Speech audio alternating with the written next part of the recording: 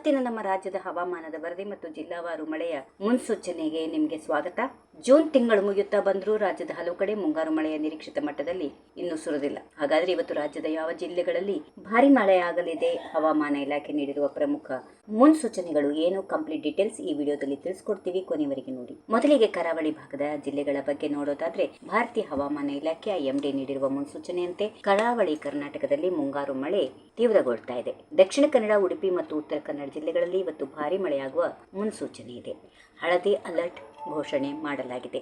ಅಷ್ಟೇ ಅಲ್ಲದೆ ಕರಾವಳಿ ತೀರದಲ್ಲಿ ಗಂಟೆಗೆ 30ರಿಂದ 40 ಕಿಲೋಮೀಟರ್ ವೇಗದಲ್ಲಿ ಬಲವಾದ ಗಾಳಿ ಬೀಸುವ ಸಾಧ್ಯತೆಗಳಿವೆ. ಇನ್ನು ಮಲೆನಾಡು ಭಾಗದ ಜಿಲ್ಲೆಗಳಾದ ಶಿವಮೊಗ್ಗ, ಚಿಕ್ಕಮಗಳೂರು, ಹಾಸನ ಮತ್ತು ಕೊಡಗು ಜಿಲ್ಲೆಗಳ ಕೆಲವು ಭಾಗಗಳಲ್ಲಿ ಸಾಧಾರಣದಿಂದ ಉತ್ತಮ ಮಳೆಯಾಗುವ ಸಾಧ್ಯತೆ ಇದೆ. ಜೂನ್ ತಿಂಗಳ ಅಂತ್ಯಕ್ಕೆ ಈ ಜಿಲ್ಲೆಗಳಲ್ಲಿ ಮುಂಗಾರು ಮತ್ತಷ್ಟು ಚುರುಕುಗೊಳ್ಳಲಿದ್ದು ಮುಂದಿನ ಕೆಲವು ದಿನಗಳಲ್ಲಿ ಅತಿ ಭಾರಿ ಮಳೆಯಾಗುವ ಮುನ್ಸೂಚನೆ ಅಧಿಕಾರಿಗಳು ನೀಡಿದ್ದಾರೆ. ಈಗ ದಕ್ಷಿಣ ಒಳನಾಡಿನ ಜಿಲ್ಲೆಗಳ ಕಡೆಗೆ ಗಮನ ಹರಿಸೋಣ. ರಾಜಧಾನಿ ಬೆಂಗಳೂರು ನಗರ ಮತ್ತು ಬೆಂಗಳೂರು ಗ್ರಾಮಾಂತರ, ರಾಮನಗರ, ಚಿಕ್ಕಬಳ್ಳಾಪುರ, ಕೋಲಾರ, ತುಮಕೂರು ಹಾಗೂ ಮೈಸೂರು ಭಾಗಗಳಲ್ಲಿ ಸಾಮಾನ್ಯವಾಗಿ ಮೋಡ ಕವಿದ ವಾತಾವರಣ ಇರಲಿದ್ದು ಕೆಲವು ಕಡೆಗಳಲ್ಲಿ ಸಾಧಾರಣ ಅಥವಾ ಹಗುರವಾದ ಜಿಟಿ ಮಳೆಯಾಗುವ ಸಾಧ್ಯತೆಗಳು ಇರುತ್ತವೆ. ಇತ್ತ ಉತ್ತರ ಒಳನಾಡಿನ ಜಿಲ್ಲೆಗಳಾದ ಬೆಳಗಾವಿ, ಧಾರವಾಡ, ಹಾವೇರಿ, ಗದಗ, ಬಾಗಲಕೋಟೆ, ವಿಜಯಪುರ, ಕಲಬುರಗಿ ಮತ್ತು ಬೀದರ್ ಜಿಲ್ಲೆಗಳಲ್ಲಿ ಸದ್ಯಕ್ಕೆ ಒಣ ಹವೆ ಮುಂದುವರಿಯಲಿದ್ದು ಕೆಲವು ಭಾಗಗಳಲ್ಲಿ ಮಾತ್ರ ಹಗುರವಾದ ಮಳೆಯಾಗಬಹುದು.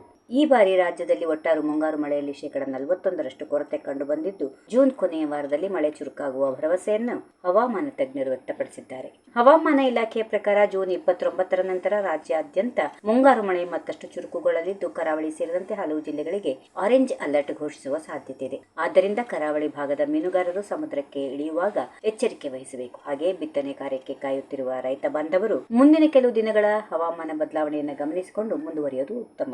ಇದಾಗಿತ್ತು ಇವತ್ತಿನ ಕರ್ನಾಟಕದ ಪ್ರಮುಖ ಜಿಲ್ಲಾವಾರು ಮಳೆಯ ಸೂಚನೆ. ನಿಮ್ಮ ಜಿಲ್ಲೆಯಲ್ಲಿ ಇವತ್ತು ಹವಾಮಾನ ಯಾವ ರೀತಿಯಾಗಿದೆ, ಮಳೆ ಬರ್ತಾ ಇದೆಯಾ ಇಲ್ವಾ ಅನ್ನೋದನ್ನ ಕೆಳಗೆ ಕಾಮೆಂಟ್ ಮಾಡಿ ತಿಳಿಸಿ.